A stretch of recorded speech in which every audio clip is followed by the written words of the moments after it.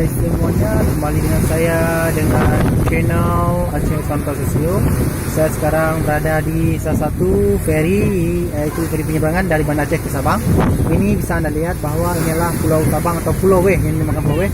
Ini sangat indah sekali, bahwasanya pulau ini adalah pulau yang salah satu di Indonesia banyak mengunjungi turis dari berbagai belahan dunia, terutama dari Amerika, Australia, dan berbagai negara tetangga seperti Malaysia dan Singapura. Dan Pulau Sabang ini adalah salah satu pulau yang ada di Aceh dan termasuk di Indonesia.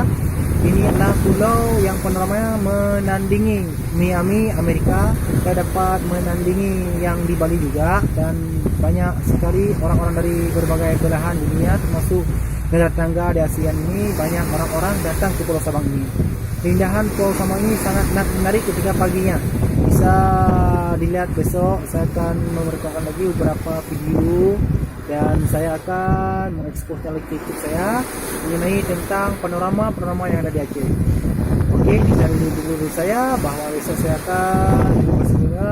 Terima kasih, jangan lupa di subscribe dan di komen dan di like. Terima kasih.